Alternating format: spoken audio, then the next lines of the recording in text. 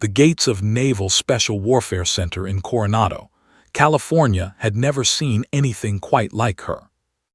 It was 5:30 hours when the black government vehicle rolled through the security checkpoint, the California morning still dark at the edges, the Pacific Ocean breathing cold, salt air across the base like it owned the place. Seagulls cut silent arcs overhead. The range lights were already burning, harsh white floods that turned everything beneath them flat and shadowless. Staff Sergeant Maya Reeves stepped out of the vehicle before it had fully stopped. One duffel bag, one rifle case. Both lifted without effort, both carried like they weighed nothing, because to her they didn't. She had been carrying weight since she was old enough to understand what weight meant. She stood at the edge of the assembly area and took in the scene without expression. 24 male candidates stood in loose formation ahead of her, some still adjusting gear, some drinking coffee from paper cups, some already in the focused, inward state of men preparing themselves mentally for what the day would demand. A few glanced over their shoulders when they heard her boots on the asphalt. The glances lasted a beat too long. A few whispers passed between candidates on the right flank. One man, broad-shouldered, buzz-cut, a petty officer's insignia on his collar, leaned toward his neighbor and said something that made the neighbor snort into his coffee. Maya heard it. She always heard things people assumed she couldn't.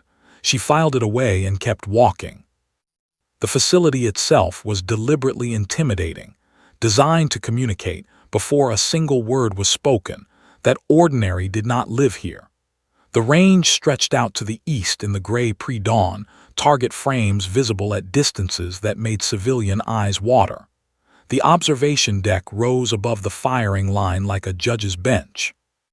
And bolted to the railing of that deck, catching the floodlight with quiet arrogance, was a brushed steel plaque that every candidate in that courtyard had already read at least twice since arriving.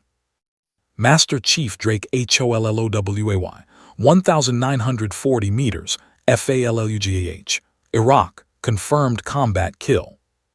The man himself stood at the head of the range. Drake Holloway was the kind of man that rooms rearranged themselves around.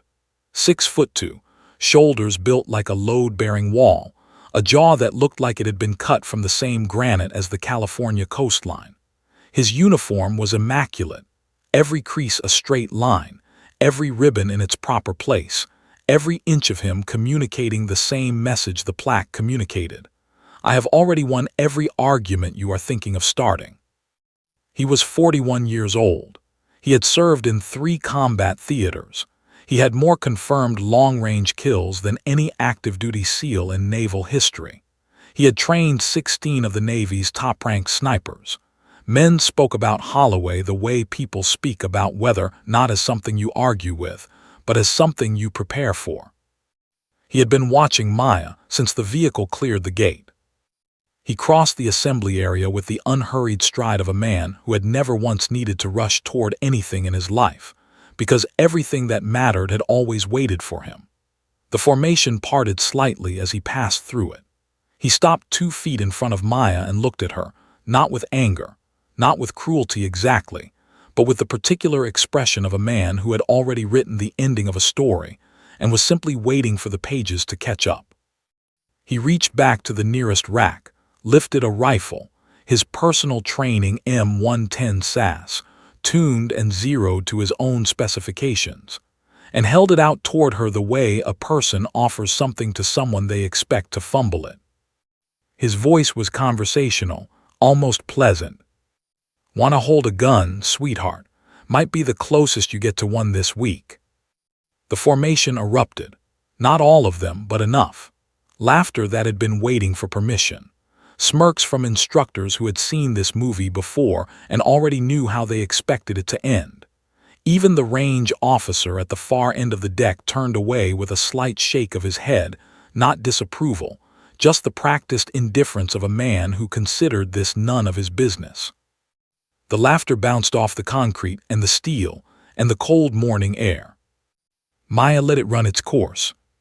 She stood completely still through all of it, not frozen, not suppressing emotion, but genuinely, fundamentally unbothered in the way that only people who have survived real things are unbothered by theater. She had been in a burning vehicle in the Helmand province with 3 of her closest friends and a collarbone broken in 2 places. She had pulled bodies from wreckage while her vision tunneled from blood loss. She had sat in a military hospital in Germany and been told, gently, by a well-meaning officer that her application to sniper school had been declined again. Laughter on a California range at 5:30 in the morning was not the hardest thing Maya Reeves had ever stood through. She reached out and took the rifle from Holloway's hand. What happened next took 11 seconds. Later, Tors would reconstruct it from memory and marvel at how much information she had packed into less than a quarter of a minute. She dropped the magazine with her left hand, smooth, practiced, the motion of someone who has performed this 10,000 times and stopped counting. She racked the bolt, caught the chambered round midair with 2 fingers without looking down. She brought the rifle up, looked through the scope for 3 seconds with the calm focus of someone reading a sign on a wall. Then she reached up, made 2 adjustments to the elevation turret and 1 to the windage, 3 precise clicks, each one deliberate, and lowered the rifle. She handed it back to Holloway, stock first, muzzle down, safe and correct in every way that mattered. "Your elevation was off," she said. Her voice was level. No performance in it, no edge designed to wound. Just a statement of observable fact delivered to the person it concerned. She paused for exactly 1 beat. "Sir." The laughter died so completely it was as if someone had pulled the power from the building. Holloway held the rifle and looked at her. His jaw tightened once. His eyes, flat, experienced, accustomed to reading threats and distances, moved across her face looking for something. Arrogance, nerves, a crack in the performance. He found nothing that fit any category he was prepared for. He turned without a word and walked back to the front of the formation. But every person on that range, candidates, instructors, the range officer who had turned away, felt the shift. The morning had changed. The air had changed. Something had been established in those 11 seconds that no one had a clean word for, but everyone understood. She hadn't challenged him. She hadn't provoked him. She had simply told the truth about his rifle and handed it back correctly. And somehow, that was the most dangerous thing she could have done. The training hadn't even started yet. Nobody handed Maya Reeves anything. Not ever. Not once in her entire life. She grew up in Dillon, Montana, population just under 4,000, 1 main street, 2 churches, a diner that smelled like burnt coffee and honest work, and a sky so wide it made people either humble or restless depending on what they were made of. Maya was made of something that the sky made humble and the cold made hard, and the combination produced a person who moved through the world quietly but left marks on everything she touched. Her grandfather, Earl Reeves, was the first person who ever believed in her without condition. He was a Vietnam veteran, 1st Cavalry Division, 2 Tour, Ia Drang Valley and beyond, who came home in 1971 to a country that had already decided it was done with the men it had sent. No parade, no ceremony, no thank you from the government that had borrowed 3 years of his life and returned him damaged and silent. Just a bus ticket to Montana, and a handshake from a VA clerk who couldn't meet his eyes. Earl never complained. Complaining required an audience, and Earl had long since stopped performing for people who weren't paying attention. He went back to the Beaverhead Mountains, bought 40 acres of cold land with money he'd saved since before the war, and built a life out of timber and silence, and the kind of patience that only forms in men who have waited in jungles for things that might or might not come. Every Saturday morning, without exception, he took Maya with him into those hills. She was 6 years old the first time he put a rifle in her hands. A bolt action .22, battered and reliable, smelling of oil and decades. He knelt behind her, guided her elbows to the right angles, pressed her cheek gently to the stock, and whispered the first lesson she would carry for the rest of her life. "The rifle doesn't know anything about you, Maya. It doesn't know if you're scared. It doesn't know if you're cold. It doesn't know what anybody said about you. It only knows what you tell it with your hands and your breath. So when you're behind this gun, none of that other noise matters. Just you and the distance and the truth. She missed the first shot, hit the second. By the end of that morning, she had hit 7 out of 10 at 100 meters, and Earl had looked at her with an expression she would spend the rest of her life trying to earn again, pure, quiet pride, the kind that doesn't need words because words would only shrink it. By age 10, she was shooting 400 meters with consistency that made the men at the local range stop what they were doing and watch without speaking. By 12, she understood ballistic drift, wind hold, and the way cold air behaves differently than warm air at extended distances. She didn't learn these things from books. She learned them from Earl, who taught the way the mountains taught, through repetition and consequence and the occasional cold silence that meant think harder. She enlisted at 18, the week after graduation, and her mother cried at the kitchen table in a way that tried to be quiet but wasn't. Maya held her hand, told her she would be careful, and meant it the way only someone who has learned to be careful in the hills from the age of 6 can mean it.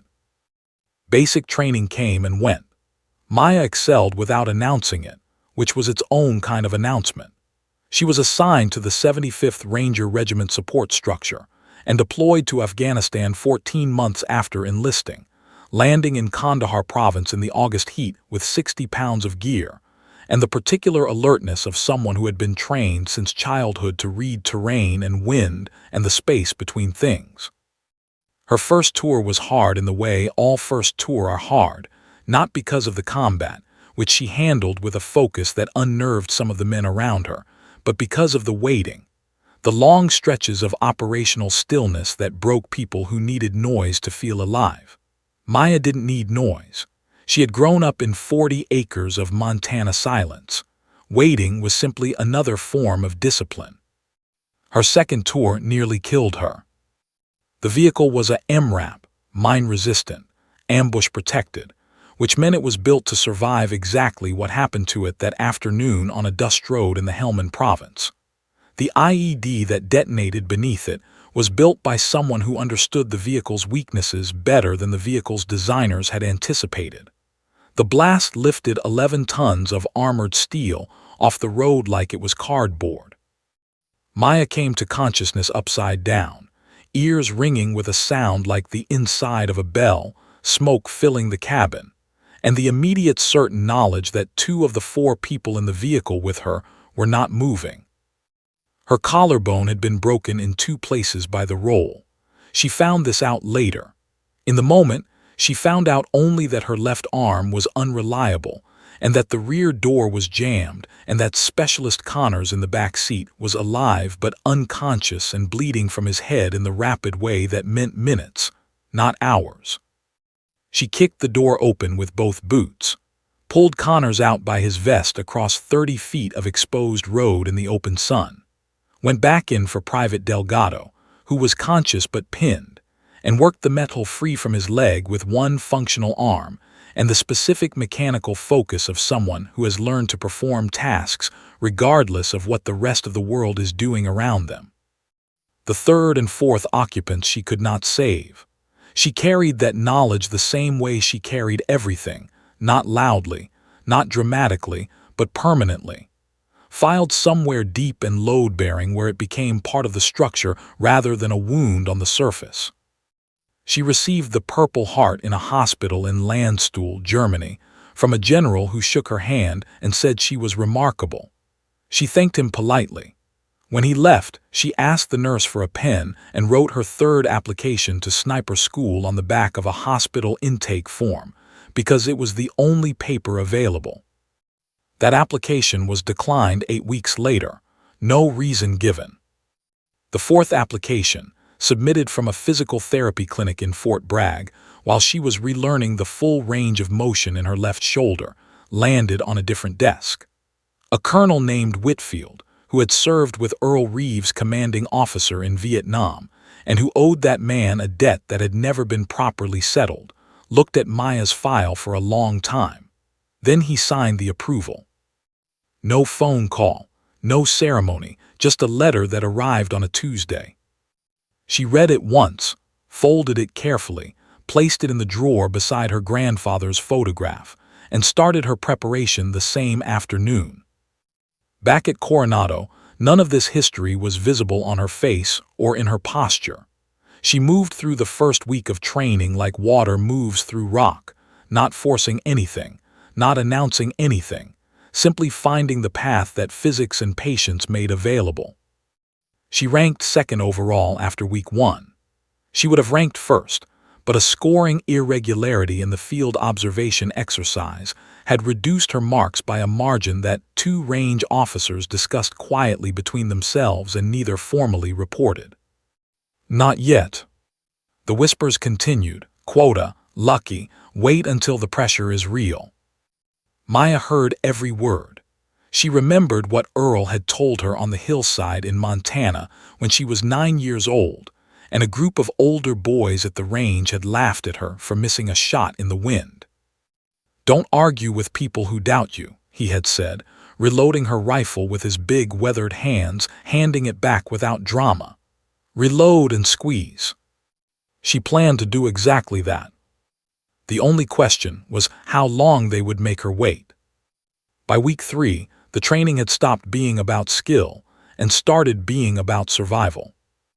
Not physical survival, though the physical demands were relentless, designed to compress a candidate's reserves down to whatever was actually there beneath the conditioning and the confidence and the carefully maintained self-image. No, this was a different kind of survival. The kind that happens in the space between a person's ears, in the long hours of accumulated pressure that don't announce themselves as breaking points until after the breaking has already occurred. Candidates cracked in different ways. Some cracked loudly, a snapped response to an instructor, a thrown piece of equipment, a moment of visible emotional collapse that the program treated not as weakness but as data. Some cracked quietly, a gradual deterioration in shot groupings, a slowness creeping into field observations, eyes that stopped being sharp and started being tired in a way sleep couldn't fix. Both kinds of cracking ended the same way. A conversation with the evaluation board. A handshake, a bag packed before the rest of the class woke up. Maya Reeves did not crack. This, more than her marksmanship, more than her physical endurance, more than the incident on day 1 with Holloway's rifle, was what began to genuinely unsettle the people running the program. Because they had given her reasons to crack, deliberate ones. It started subtly enough that anyone watching from the outside would have struggled to identify it as a pattern rather than coincidence. During the first week's low-light observation exercise, Maya's field sketches, precise, detailed, correctly annotated, were measured against a slightly different reference standard than the one applied to other candidates. The resulting score was technically defensible. But it was wrong, and 2 range officers knew it was wrong, and neither of them said anything because Holloway ran this program and Holloway's opinions had the structural weight of policy. In week 2, equipment assignments rotated as scheduled. Every candidate received freshly serviced rifles from the armory, bolt actions tuned to consistent trigger weights, scopes zeroed within the last 30 days. Maya received a different weapon, an older M24 that had been pulled from secondary storage, its firing pin showing the kind of wear that didn't affect function dramatically, but introduced just enough inconsistency at extreme distances to matter. The kind of inconsistency that would show up in her shot groups and could be attributed to her technique rather than her tool. She had the rifle's behavior mapped within 40 minutes. By the end of the session, she had adjusted her process to compensate for it so precisely that her groups were tighter than 3 candidates shooting factory-fresh equipment beside her. Holloway reviewed the results that evening. He looked at the numbers for a long time. Then he assigned her the same rifle again the following morning. It was during week 3 that Diego Torres began to pay a different kind of attention. Torres had arrived at Coronado carrying the particular armor of a man who has never seriously questioned his own instincts. 3rd-generation military family, His grandfather had stormed beaches, his father had served in the Gulf, and Torres himself had done 2 tours with the Marines before crossing over. He was skilled, confident, occasionally brilliant, and had decided within 48 hours of Maya's arrival that she was a political concession to external pressure and would be gone by week 2. He was not a cruel man. He was simply a man who had inherited a set of assumptions so early and so completely that he had never needed to examine them. The assumptions had always fit the world he moved through. Until now, they had never been tested against evidence that directly contradicted them. The evidence was accumulating. Torres was sharp enough to recognize a pattern when it repeated across multiple data points. He watched the equipment assignments. He listened to the scoring commentary. He noticed that when Maya's wind reading in a practical exercise was correct, provably, measurably correct, in a way that 3 other candidates who gave the same reading were praised for, Holloway questioned her methodology rather than her result. As though the right answer somehow needed to be more carefully scrutinized when it came from her. He started keeping his own informal records.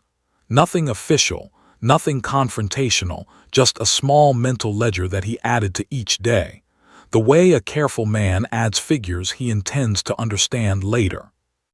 One evening after drills, Torres sat down beside Garrett in the barracks. Garrett was Holloway's clear favorite, talented, composed from a long line of naval officers, the kind of candidate the program had been designed around. Torres respected Garrett's ability while trusting his judgment slightly less each day. "Holloway's rigging her evaluations," Torres said quietly, looking at the floor between his boots. Garrett was quiet for a moment. Then, "She shouldn't be here anyway." Torres looked at him. Not with anger, not yet, but with the specific expression of a man who has just heard a sentence that he recognizes as wrong in a fundamental way, and is deciding what to do with that recognition. He stood up and walked away without responding. Something had shifted in his chest, not dramatically, not with the force of revelation, but with the slow, grinding, undeniable momentum of a man's worldview being corrected by reality. It was uncomfortable in the way that only honest corrections are uncomfortable, which is to say it was the productive kind of pain. Meanwhile, Maya adapted. This was the word that kept appearing in the private assessment notes of the 2 range officers who were watching the situation with growing discomfort. Adapts. She adapted to the faulty rifle. She adapted to the bias scoring by performing so far above the adjusted threshold that the bias became mathematically insufficient to suppress her ranking. She adapted to the psychological pressure of being questioned, second-guessed, and publicly minimized by simply refusing to carry any of it into her shooting position. When she lay down behind the rifle, everything else ceased to exist. Whatever had happened in the hour before disappeared. Whatever might happen in the hour after had no relevance. There was only the distance, the wind, and the truth, just as Earl had told her. She began keeping a notebook. Small, green, the kind sold in any convenience store for $2. She wrote in it every evening not grievances, not emotional processing, but data. Dates, times, equipment serial numbers, scoring discrepancies, exact statements made by instructors during evaluations, names of witnesses who had been present. She wrote in the precise, affectless language of someone compiling evidence rather than building a case, because she understood that evidence speaks for itself when the time comes, and cases built on emotion tend to collapse under cross-examination. She did not tell anyone about the notebook, not Torres, not anyone. Behind closed doors, in a conversation that was technically a routine progress briefing but functionally something else, Holloway told the facility's executive officer with the quiet confidence of a man who has never been wrong about this particular category of prediction. "She'll crack. I've seen tough candidates before, candidates who looked like this, performed like this in the early weeks. The pressure at this level breaks something fundamental in people who don't belong here. It's not about strength. It's about fit. She'll show us who she really is soon enough." The XO, A measured man named Commander Solis, who had learned over 20 years of service to distinguish between assessment and wish fulfillment, wrote nothing down. He nodded once. He thought about the range officer's quiet comment 3 days earlier. He thought about the equipment assignment records he had glanced at and not yet formally reviewed. He said, "Keep me informed." What Holloway didn't know, what he couldn't know, because he had never asked the question that would have led him to the answer, was that Maya Reeves had already survived his version of breaking. She had survived it in a burning vehicle in the Helmand province with a shattered collarbone and 2 friends she couldn't bring back. She had survived it in a German hospital writing a sniper school application on intake forms. She had survived it in a physical therapy clinic in Fort Bragg, rebuilding a shoulder that 3 doctors had told her might never regain full rotation. Drake Holloway was many things. He was genuinely skilled, genuinely decorated, genuinely formidable in ways that deserved real respect. But he was not the hardest thing Maya Reeves had ever faced. He wasn't even close. The plaque had been on the wall for 10 years, and in 10 years nobody had come close. It wasn't just the number, though the number itself was enough to silence most conversations. 1,940 meters, in combat conditions. In Fallujah, in the grinding, ugly heat of an Iraqi afternoon, with a 22-knot crosswind coming off the Euphrates and light that was already failing at the edges. A shot that had ended a mission 3 separate special operations teams had attempted and abandoned over the course of 6 days. A shot that had come through a gap in a wall no wider than a dinner plate, at a target that had been stationary for exactly 11 seconds before moving again. The shot had been fired once. It had hit once. There was no second attempt because there was no need for one.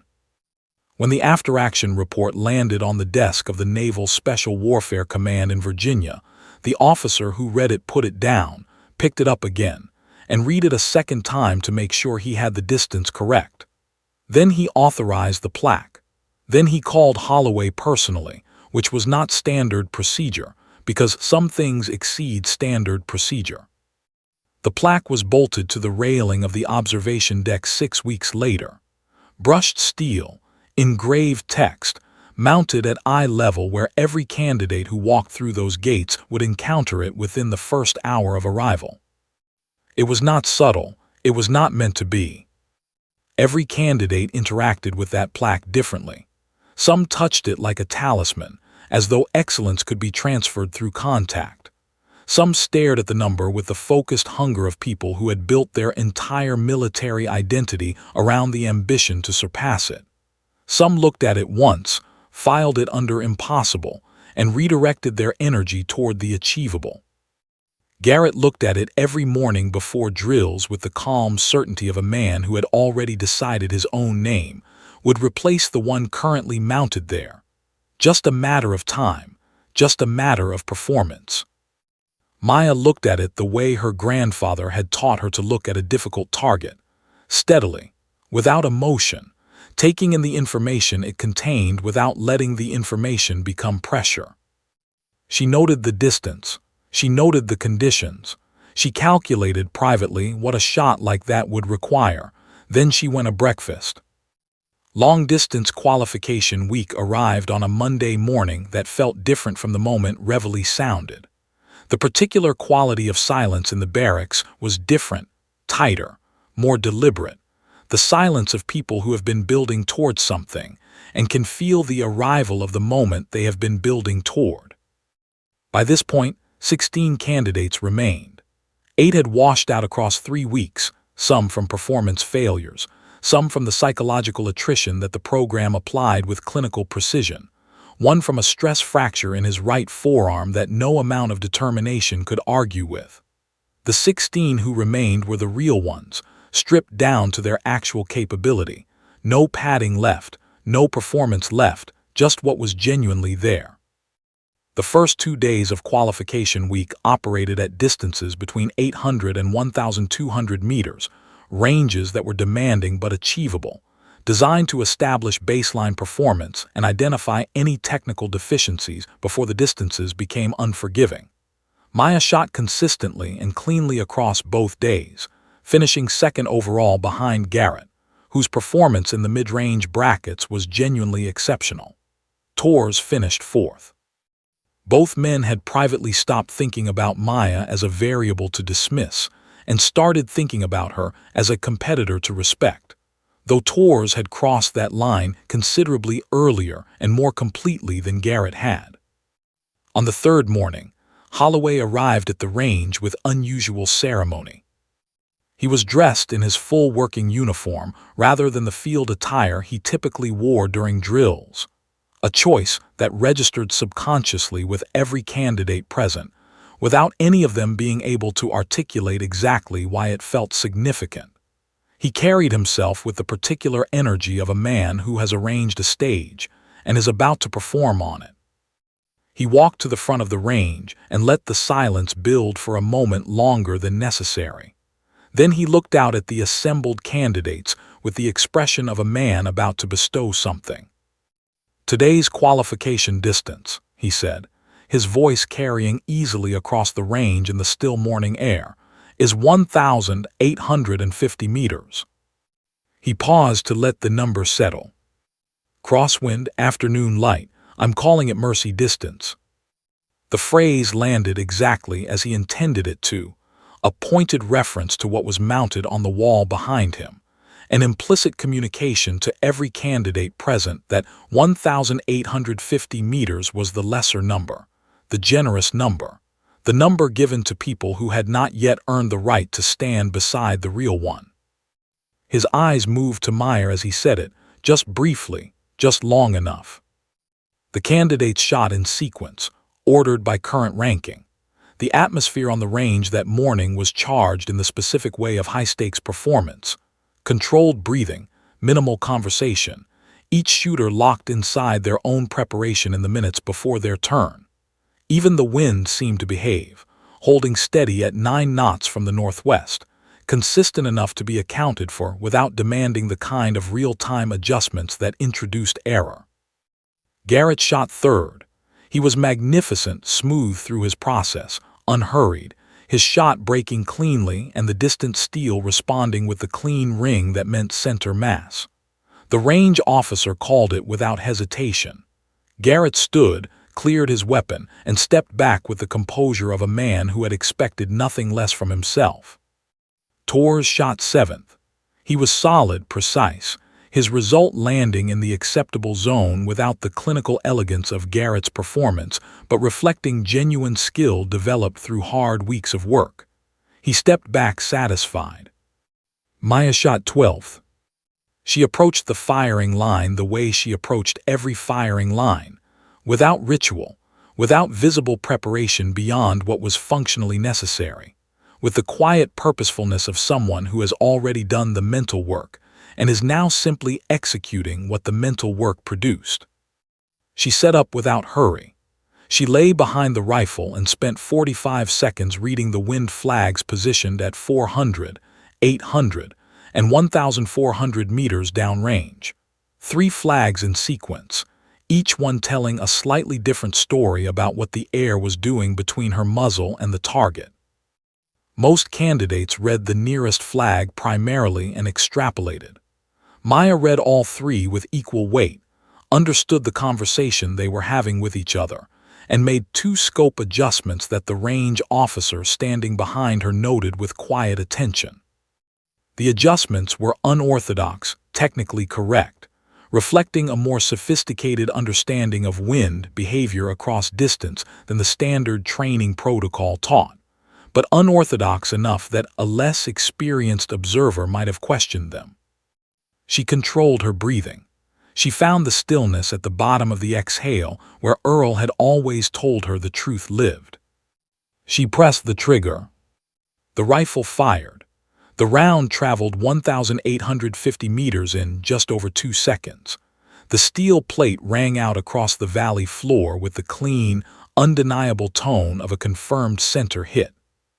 The range officer called it immediately, hit, center mass. The result was recorded. Maya stood, cleared her weapon, and stepped back from the line. The range was briefly, purely quiet. Then Holloway's voice, measured and almost pleasant, "Lucky wind." He said it to no one specifically, which meant he said it to everyone. He made a mark in his ledger and moved on without looking up.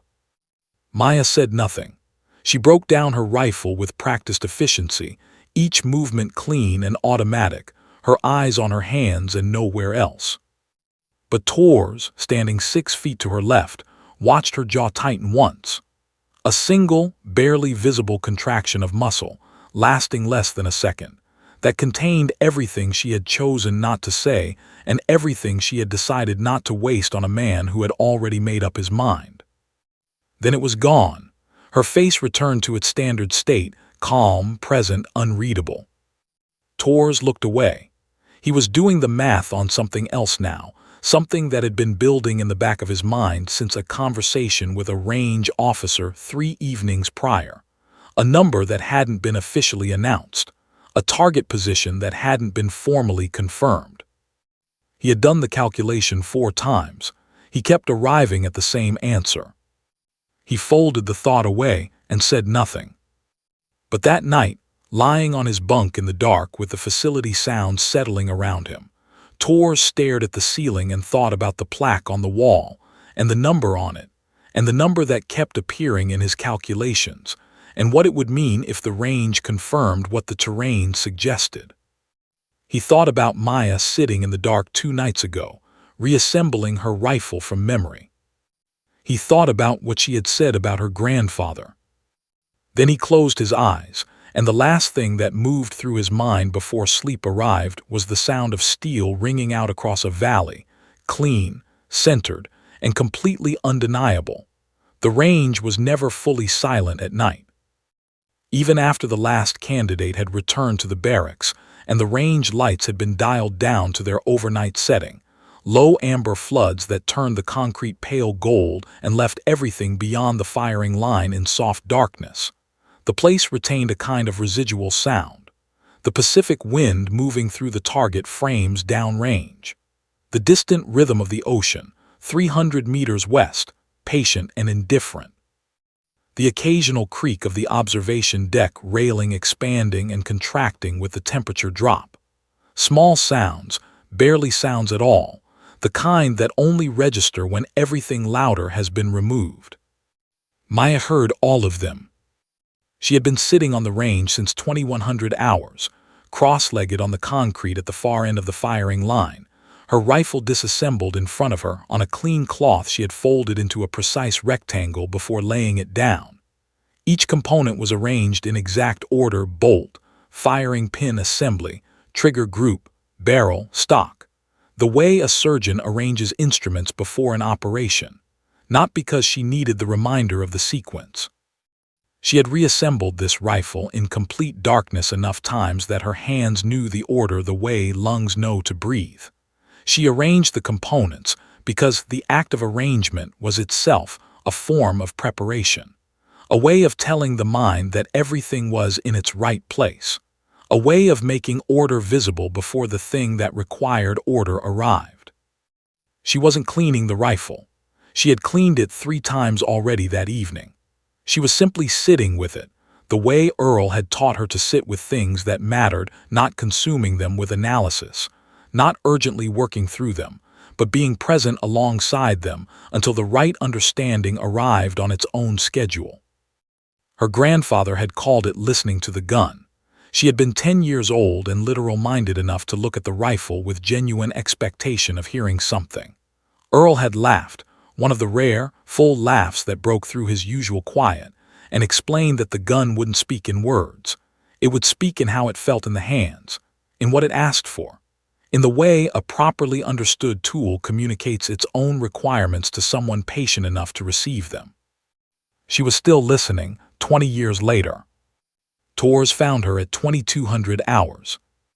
He had come to the range for reasons he hadn't fully articulated to himself. Not specifically to find her, he would have said if asked, though the fact that he walked directly to the firing line rather than the equipment bay or the observation deck suggested his subconscious had a clearer destination than his conscious mind was admitting. He saw her from 30 meters away, a still shape in the amber light, and stopped for a moment before continuing.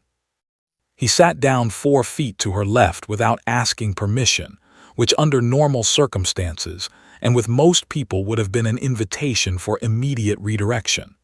Maya didn't redirect him.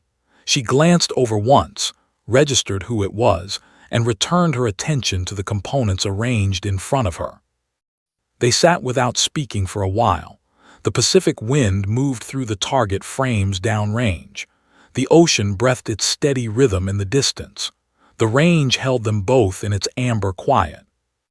Torres had been carrying a question for 2 weeks. He had been carrying it with increasing difficulty. The way you carry something that starts light and accumulates weight with every hour you choose not to put it down. He had rehearsed several versions of it in his head and discarded each one for being either too direct or not direct enough. Sitting in the dark beside a woman who was communicating through her stillness alone that she had no patience for imprecision, Torres decided the simplest version was the only one worth saying. "Why do you keep going?" Maya continued looking at the rifle components. A beat passed, then another. "Because I started," she said. Torres absorbed this. It was a complete answer, circular in the way of all genuinely held convictions. But it wasn't the whole answer, and he sensed that. And he sensed that she sensed that he sensed it, because she continued without being asked. "They've made this harder for you than anyone else on this range," Torres said. "Holloway, the equipment, the scoring. You could file a formal complaint tomorrow morning and have a legitimate case before lunch. You could walk away right now with your record clean, your reputation intact, your service unquestioned. 2 combat tour, a Purple Heart. Nobody could say a word about you." He paused. "So why does this specific place matter so much?" Maya was quiet for a long time. Long enough that Torres began to wonder if she had decided the question didn't deserve an answer, or if she was constructing one that did. Then she reached out and picked up the bolt from the cloth in front of her. She held it for a moment, not examining it, just holding it, the way you hold something familiar when you need the weight of a real thing in your hands while you say something true. "My grandfather came home from Vietnam, and nobody called him a hero," she said. Her voice was even, not flat, even. There is a difference. Flat means the feeling has been removed. Even means the feeling is present but fully under the speaker's governance. "He went over there and did things no one should have to do, in places that names don't cover properly, and he came back to a country that had already moved on. No acknowledgement, no credit, no parade, no ceremony, no handshake from anyone who understood what he had actually given. Just a bus ticket and a VA clerk who couldn't look him in the eyes." She seated the bolt into the receiver. The mechanical click was clean and final in the night air. He never complained. He went back to his hills and his silence and his 40 acres, and he built a life without any of the recognition that life had earned. And he was the best man I have ever known. The most skilled, the most patient, the most genuinely capable person I have ever stood beside, and the world never knew his name. She picked up the trigger group. Her hands moved without hesitation, each component finding its place through pure accumulated memory. "He told me once, the only way to make people see you is to do something in front of them that they cannot look away from. Not argue, not file complaints, not explain yourself to people who have already decided the explanation doesn't matter. Just perform. Make the shot they said you couldn't make, and make it so clean, so undeniable, so completely beyond the reach of any reasonable doubt that they have no words left. Because people always have words until the evidence takes the words away." The magazine clicked into place. The rifle was whole again, assembled in the dark from memory, without a single light source beyond the ambient amber of the overnight floods, without a single mistake in sequence or placement. Torres stared at it for a moment, then he looked at her. "And tomorrow," he said quietly. Maya stood. She slung the rifle over her shoulder and looked out over the dark range, past the firing line, past the near-range markers, out into the darkness where 1,960 meters of terrain waited in the night. holding the target that nobody had yet mentioned out loud, but that the range officers had been measuring and remeasuring since yesterday afternoon. Tors had done the math. He knew the number. He suspected Maya had done the math too, because Maya did every kind of math there was to do about every situation she walked into, and had done so since she was old enough to understand that preparation is just another word for respect, respect for the difficulty of the thing you are attempting. Tomorrow, she said, I give them no words left. She said it without drama, without the weight of a person trying to convince themselves of something. She said it the way you state a fact about the weather or the distance to a target, observable, measurable, already determined by the conditions. Tors watched her walk toward the barracks, her silhouette steady against the amber light, the rifle across her shoulder sitting there as naturally as a part of her own anatomy. He sat alone on the range for a few minutes after she disappeared. The next morning, at 600 hours, the range officers posted the final evaluation conditions on the board beside the firing line. The target position had been laser certified twice. The distance had been confirmed by 2 independent measurements.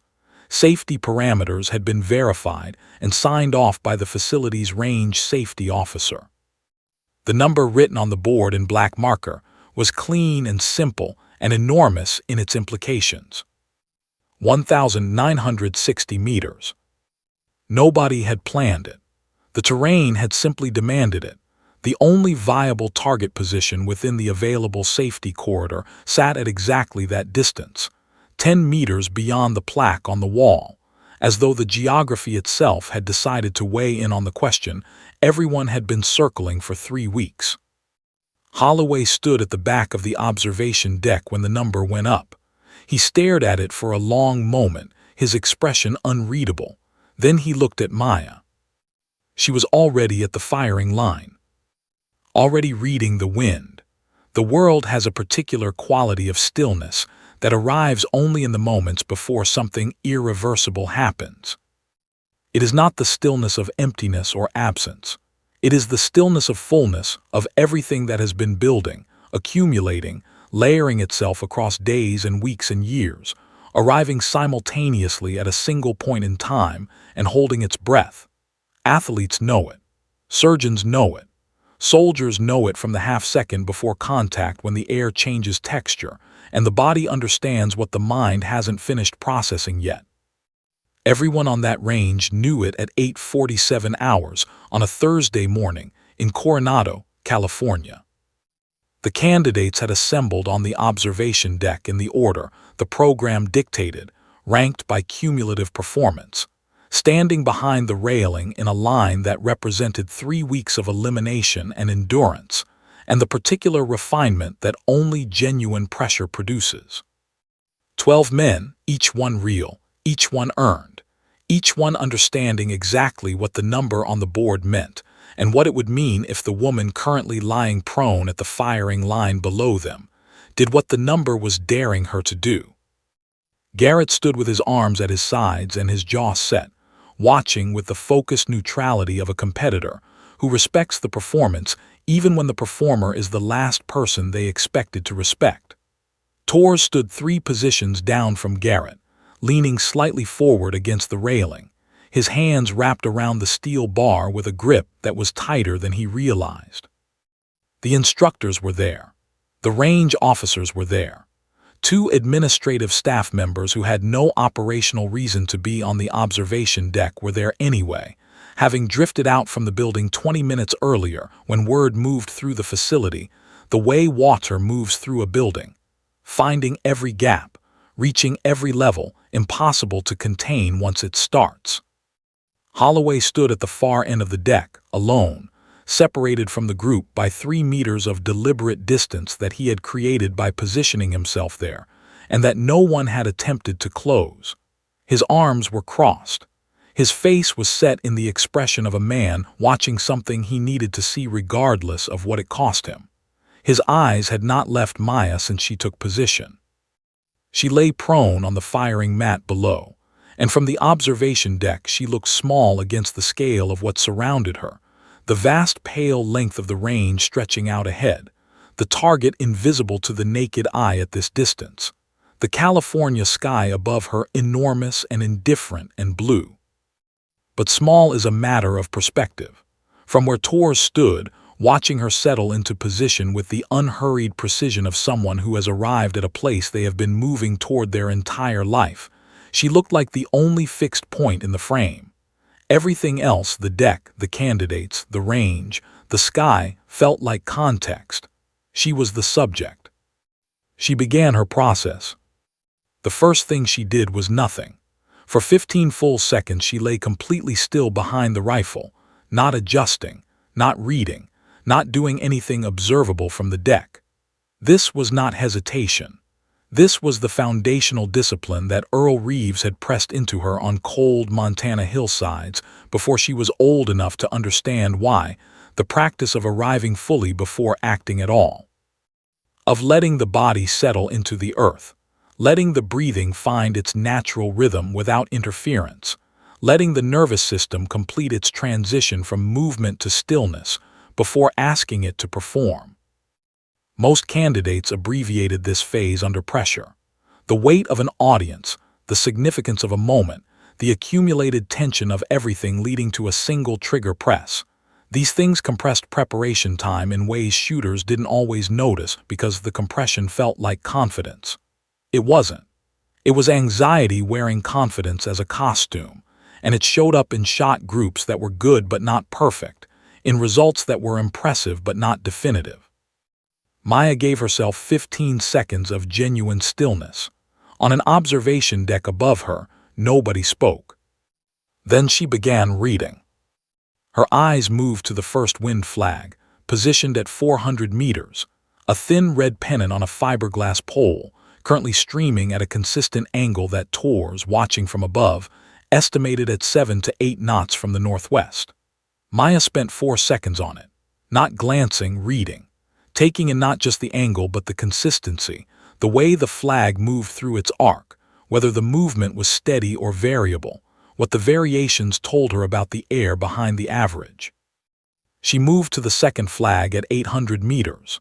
Similar direction, slightly reduced speed, 5 knots, maybe 6, the terrain between the flags doing what terrain always does, interrupting and redirecting the flow of air in ways that required interpretation rather than measurement. 3 seconds. The third flag at 1,400 meters was the critical one, the one that told her what the air was doing in the final approach to the target, the zone where the bullet would have shed most of its velocity and become most susceptible to lateral influence.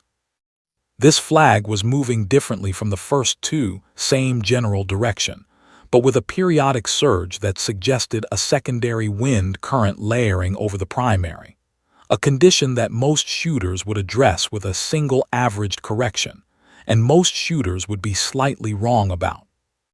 Maya spent 8 seconds on the third flag.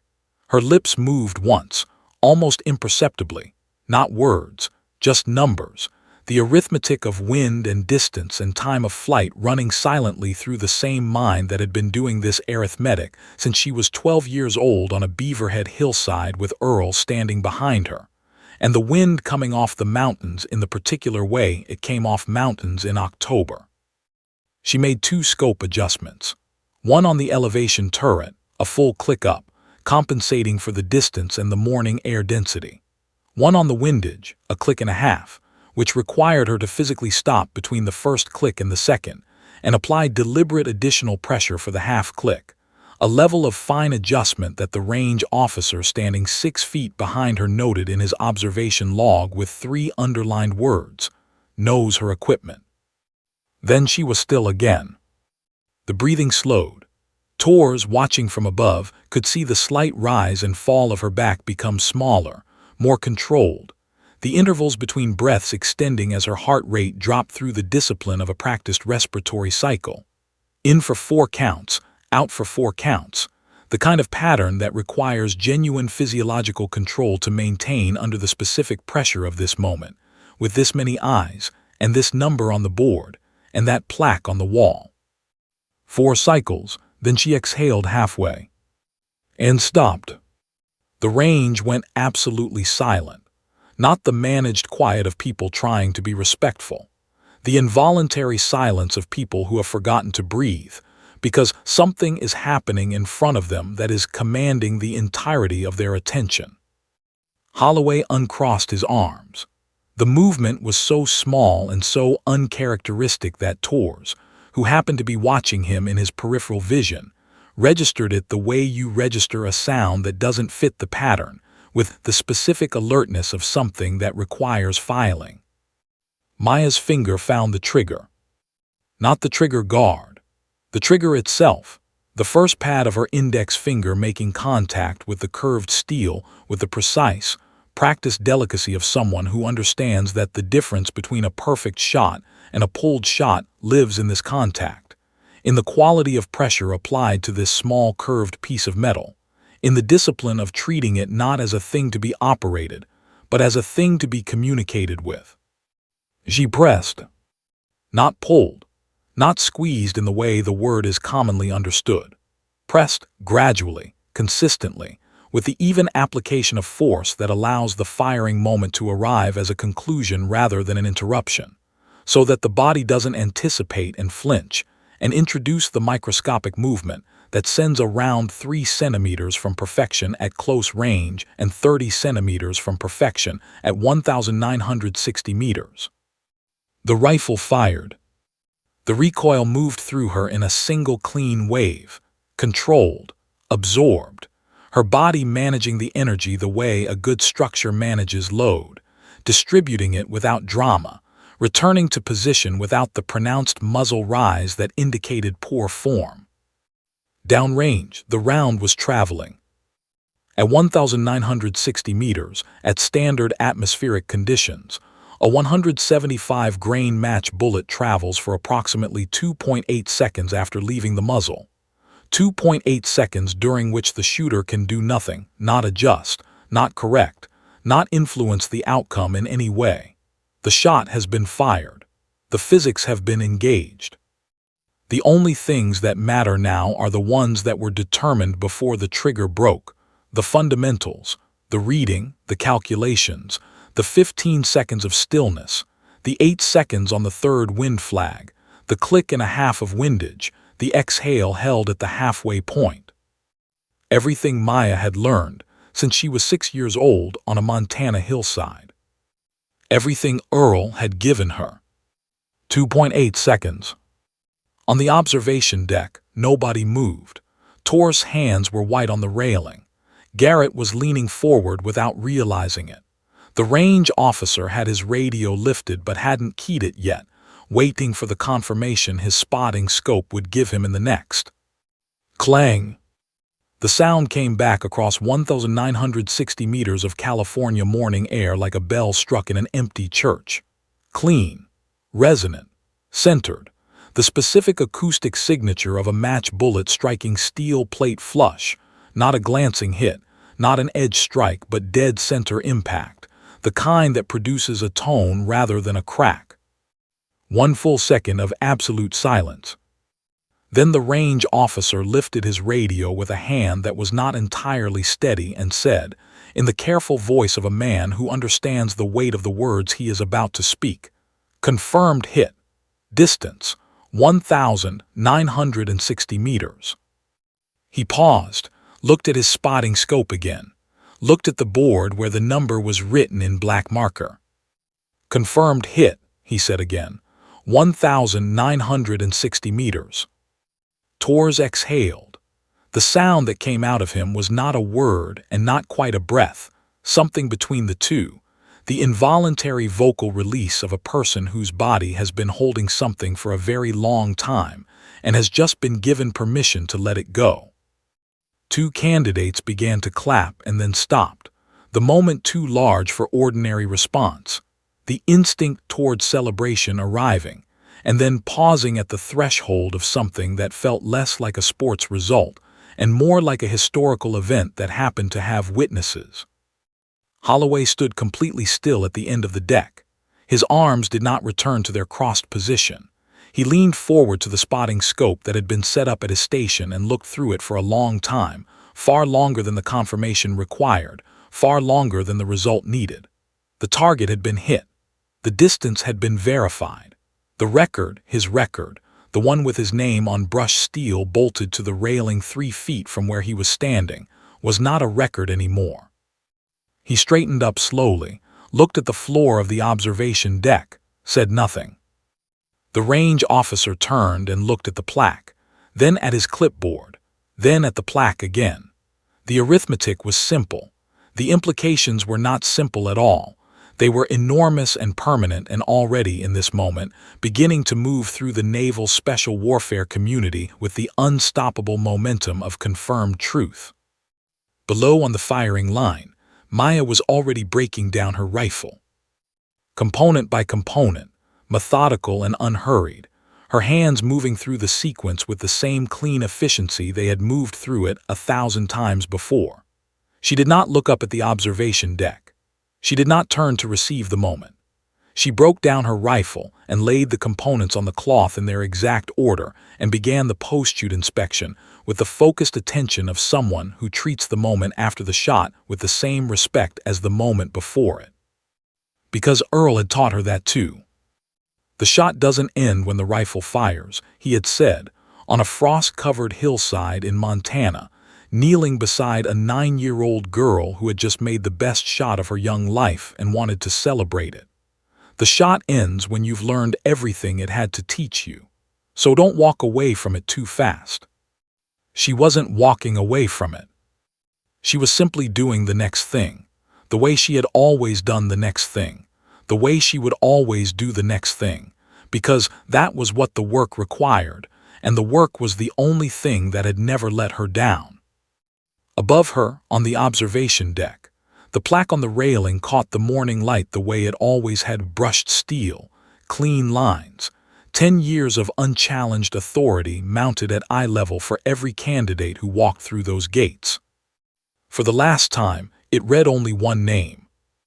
The paperwork moved faster than anyone expected, and in military institutions, paperwork that moves fast is paperwork attached to something that cannot be allowed to sit still.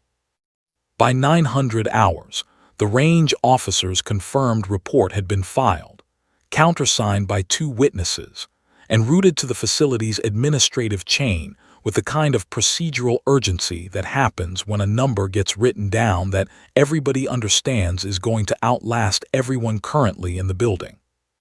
By 1100, Commander Solis, the executive officer who had been quietly watching this situation develop for 3 weeks with the patient attention of a man who has learned that the most important things rarely announce themselves loudly, had 2 files open on his desk and was reading them with the stillness of someone who already knows what the files say and is simply giving himself the time to understand fully what they mean. The first file was Maya Reeves' complete evaluation record. It was, in the language of formal military assessment, exemplary. Clean shot groups across every distance bracket. Field observation scores in the top 2 percentile of candidates the facility had processed in the last 5 years. Practical exercise results that reflected not just technical skill, but the kind of tactical intelligence that cannot be taught in a classroom, because it grows only from the particular combination of natural aptitude and genuine experience. The record had been compressed in places scores that should have been higher, reduced by evaluation irregularities that had seemed individually defensible and were collectively damning. Even compressed, it was exceptional. Uncompressed, it was historic. The second file was thinner and had been building for 3 weeks, fed by sources that had not coordinated with each other, because coordination wasn't necessary when multiple independent observers were watching the same pattern from different angles. A written account from Tours, submitted the morning after final evaluations, precise and detailed and entirely without embellishment. The account of a man who had decided that what he had witnessed required documentation, and that the documentation required honesty, including honesty about his own initial assumptions, and how long it had taken him to correct them. Range officer notations flagging equipment assignment irregularities across 4 separate sessions. A formal statement from the armory sergeant, who had processed Maya's weapon requests and documented the discrepancy between her assigned equipment and the standard issue provided to other candidates. And at the bottom of the file, placed there by Commander Solis himself after Maya had handed it to the XO without ceremony or explanation on the morning after final evaluations. A small green notebook, its pages filled with dates and times and serial numbers and scoring discrepancies, and the names of witnesses, written in the precise, affectless hand of someone who had understood from the beginning that the truth is most powerful when it is recorded rather than argued. Solis had read the notebook twice. The second time, he had sat back in his chair and looked at the ceiling for a long moment and thought about the kind of discipline it required to maintain that record across 3 weeks of systematic obstruction without ever using it as a weapon, without ever producing it as a threat, without ever allowing the knowledge that she possessed it to change the expression on her face or the steadiness of her hands behind the rifle. Then he had picked up his phone and called Captain Harlow. Holloway was summoned to Harlow's office at 1500 hours. He arrived in his dress uniform, every crease straight, every ribbon aligned, 30 years of genuine service made visible in the careful architecture of how he presented himself. He sat in the chair across from Harlow's desk, with the controlled posture of a man who has decided in advance how this conversation will go and is prepared to manage it toward that predetermined conclusion. Harlow let him sit for a moment. Then he placed the 2 files on the desk and positioned them so Holloway could read them without picking them up. He said nothing while Holloway read. He watched the controlled posture and watched it for the places where control is always most expensive to maintain: the jaw, the hands, the precise management of where the eyes move and how long they stay. Holloway read the range officer notations. He read Tor's account. He read the armory sergeant's statement. Then he reached the notebook, and he read that too, slowly, page by page, and something in his expression changed in the way that a landscape changes when a cloud moves over it, not dramatically, not all at once, but comprehensively, the light going out of the whole picture. He closed the notebook and placed it back on the desk with careful hands. "I thought she would fold," he said. His voice was quiet. Not defensive, quiet. The specific quietness of a man who has arrived at the place where the story he has been telling himself meets the story the evidence tells and has discovered they are not the same story. Harlow looked at him for a moment. When he spoke, his voice carried the particular quality of a man who has no interest in the satisfaction of anger and every interest in the clarity of truth. "That's not discipline," he said. "That's prejudice wearing the uniform of standards. And in this program, in this facility, under my command, those are not the same thing and they will not be treated as the same thing." Holloway said nothing. His jaw moved once, a small internal adjustment, the kind the body makes when it is processing something that the mind has not finished receiving. "You have 30 years of genuine service," Harlow continued. "Genuine sacrifice. Genuine skill that has earned genuine respect and will continue to earn it. I am not dismissing any of that. I am telling you that none of it, not the record, not the plaque, not Fallujah, not 30 years, gives a man the right to rig the environment against a candidate who has done nothing to deserve it except exist in a space where your assumptions told you she didn't belong." He paused. Let the words sit between them without rushing to fill the space they occupied. "You spent 10 years building a record," Harlow said. "She spent one morning breaking it. And she did it with compromised equipment, biased evaluations, and every obstacle you could place between her and that trigger without leaving fingerprints visible enough to act on immediately. Imagine, just take a moment and honestly imagine, what she would have done if you had treated her like a candidate." The silence that followed was the kind that has texture. The kind that is not empty but full of everything that cannot be said because it has already been said, full of the specific weight of a man sitting inside the distance between who he believed he was and who the evidence said he had been. Holloway received a formal letter of reprimand at 16:30 hours. Signed, filed, permanent. No demotion. His service record was too long and too real for a single reprimand to undo its legitimate weight. No discharge. The program needed experienced instructors, and Harlow was not a man who wasted assets out of principle when correction could accomplish what punishment couldn't. But the reprimand would live in his file for the remainder of his service, unambiguous and unretractable, a permanent notation that said, "Here is where this man's judgment failed, and here is what it cost." Holloway accepted it without contest.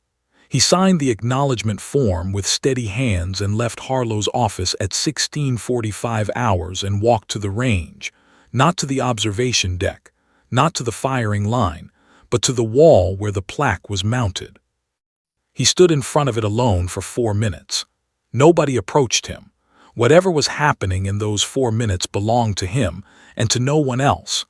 A private accounting between a man and the version of himself he had spent 10 years building and one morning dismantling. Then he straightened his uniform, turned away from the wall, and walked back toward the barracks with the deliberate stride of a man who has accepted what cannot be changed and is deciding, with whatever remains of his better self, what to do with what comes next. Down on the range, Maya was running afternoon drills. The secondary qualification exercises, field stalking, target detection, practical application, continued on schedule regardless of what had happened in the morning, because the program did not pause for history any more than history paused for the program. Torres watched her from across the range and shook his head slowly with the smile of a man who had expected her to take the afternoon off, and found instead that she was already 3 exercises ahead of where the schedule required her to be. He jogged over when she paused between exercises, approaching with the comfortable ease of someone who has fully crossed the line from observer to ally and is no longer performing either role. "You just rewrote the wall," he said, falling into step beside her. "The range officer told me the new plaque is being ordered today. Most people would take 5 minutes." Maya loaded a fresh magazine with one practiced motion, ran a fast functions check, and looked at him sideways with the expression of someone who finds the suggestion genuinely puzzling rather than deliberately dismissive. "5 minutes is 5 minutes. I'm not training," she said. Torres laughed, not the polite laugh of social accommodation, but the full, genuine laugh of a man who has been thoroughly and completely wrong about a person, and has arrived at the specific joy that comes from discovering the world contains someone better than your assumptions told you to expect. The afternoon light moved across the range. The target frames stood at their distances, patient and waiting, and Maya Reeves moved through her exercises with the focused, unhurried attention of someone who understood, bone deep and permanently, that the shot on the board this morning was not a destination.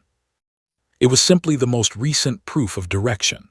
Graduation day at Coronado arrived the way significant days often arrive, quietly, without the dramatic atmosphere the occasion seemed to deserve, the world outside declining to acknowledge that something worth remembering was happening inside it. The California sky was pale blue and enormous, the kind of sky that makes everything beneath it look simultaneously small and significant depending on how you choose to hold the relationship between yourself and the distance above you. The Pacific wind was doing what it always did along this stretch of coastline, moving unpredictably, shifting direction in the subtle, testing way of something that has been here longer than everything built around it and intends to remain here long after everything built around it is gone. It was a sniper's wind, the kind that rewards the patient and punishes the certain. It felt appropriate. 12 candidates assembled on the parade ground at 800 hours in their dress uniforms, 12 out of the original 24, each one carrying on their face and in their posture the specific quality of someone who has been genuinely changed by what they have been through, not performed change, not the temporary alteration of a difficult week that fades when comfort returns. but the permanent structural change that happens when a person is compressed past their assumptions about themselves and discovers what is actually there beneath. Tor stood in the third position, his uniform immaculate, his bearing straight, his eyes carrying the alert steadiness of someone who had arrived at this place as one person and was leaving as a recognizably different one. He had entered the program with the comfortable armor of inherited certainty about who belonged, who didn't, who was capable, who was performing capability. He was leaving with something more valuable and considerably less comfortable. The understanding that his certainty had been wrong in ways that mattered, and that being wrong in ways that matter is not a wound but a correction, and corrections are what separate the people who grow from the people who calcify. Garrett stood second. His skill was genuine, and his performance across the program had been genuinely exceptional, and Tors had made peace with acknowledging both things while also acknowledging everything else he now understood about the environment Garrett had benefited from without questioning. Garrett would be a formidable operator. He would spend the rest of his career encountering people he had underestimated and being surprised by them, because the lesson available to him at Coronado was one he had not yet fully received. Tors hoped, without certainty, that the surprise would eventually become instruction. Maya stood first. She stood the way she always stood, contained, present, taking up exactly the space she occupied without apology or performance. Her dress uniform worn with the natural ease of someone who has never needed a uniform to tell her who she is, because she has always known who she is from the inside out. The ribbons on her chest told several stories that most people in the room already knew, the Purple Heart prominent among them, the combat service ribbons beside it, the accumulated record of a life spent doing difficult things in difficult places for reasons that had nothing to do with recognition and everything to do with conviction. When her name was called by Captain Harlow at the head of the formation, the response from the assembled candidates and instructors and range officers and administrative staff was not the explosive celebration of a sporting event or the performed enthusiasm of a ceremony going through its choreography. It was something more specific and more earned, a steady, building applause that began with Tors and spread outward with the organic momentum of genuine feeling, the sound of people who had watched something real happen in front of them across 3 weeks and understood that what they had witnessed was the kind of thing that changes the frame of reference for everything that comes after it. Harlow shook her hand with both of his. He looked at her directly, not with the ceremonial warmth of a commanding officer performing a graduation ritual, but with the particular directness of a man communicating something true. "What you did on this range," he said quietly beneath the applause, "is going to mean something for a long time, to a lot of people who weren't here to see it." Maya held his gaze. "It meant something to me first, sir," she said. "That's the only way it could mean anything to anyone else."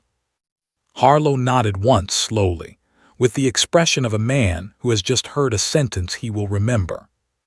The plaque on the observation deck railing had been updated the previous afternoon.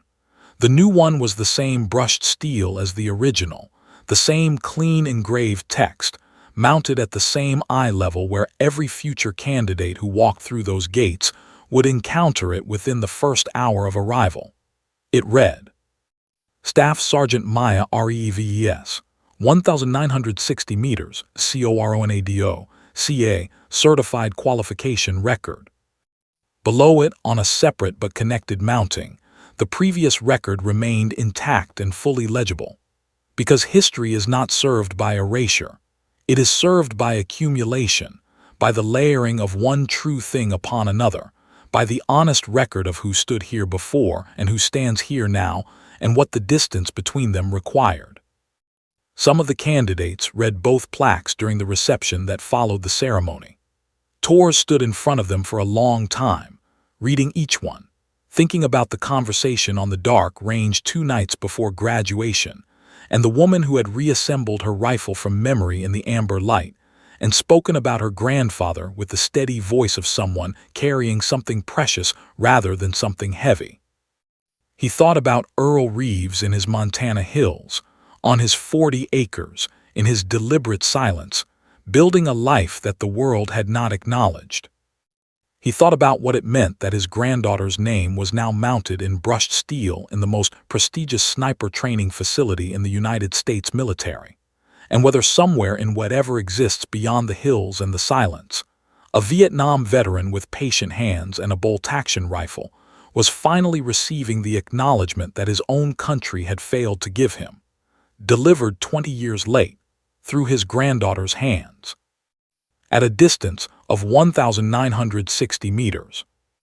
Torres thought it was possible. He thought some debts get paid in unexpected currencies. Holloway appeared during the reception with the deliberate movement of a man who has made a decision and is executing it before the part of him that makes excuses can intervene.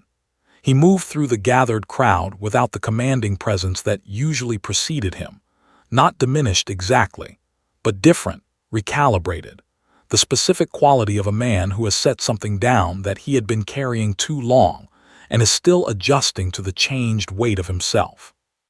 He stopped in front of Maya.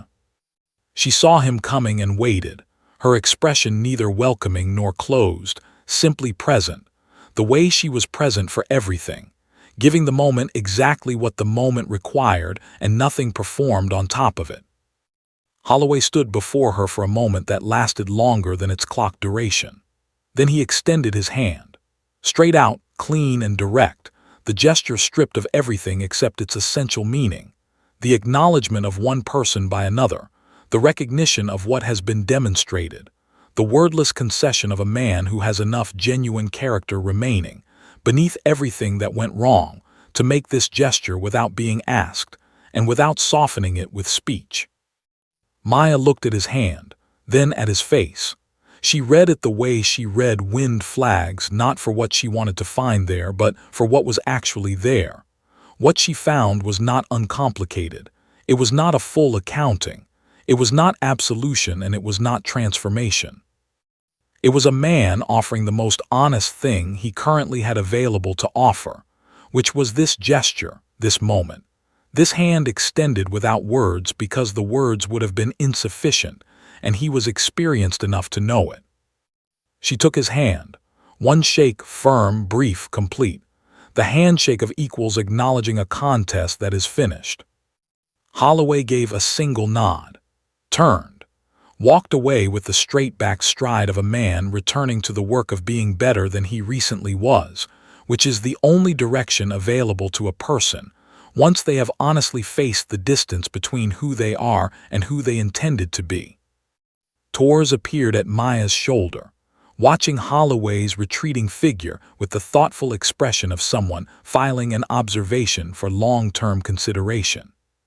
"What do you think that was?" he asked. Maya was quiet for a moment, watching Holloway go with the same steady attention she gave to everything that deserved to be properly understood before being categorized. "That was a man adjusting his scope," she said. "Better late than never." Torres smiled slowly. "So what comes next? For the woman who just put her name on the wall and broke a record that everybody said was permanent." Maya looked at him with the sideways expression she used when a question had a simpler answer than the person asking it seemed to realize.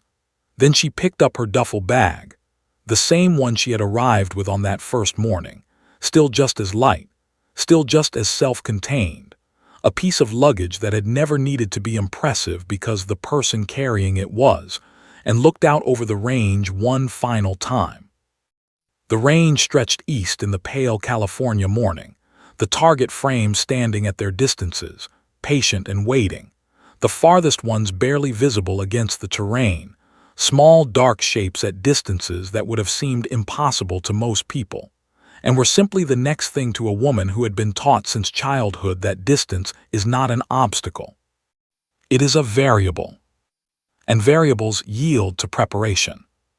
She thought of Earl, his hills, his patience, his hands on her elbows on a frost-covered hillside before she was old enough to carry the rifle without help, his voice in the still Montana air, steady as the mountains behind it. "Don't chase the shot, Maya. Let the shot find you." She hoped he had heard the bell ring across 1,960 meters of California morning. She believed, with the quiet, undemonstrative certainty of someone who has learned to trust what they feel in the deepest and most load-bearing parts of themselves, that he had. She turned away from the range and walked toward the gate with the unhurried stride of someone who has completed one thing and is already, without drama and without announcement, moving toward the next. "Same thing that always comes next," she said, without looking back. "The mission."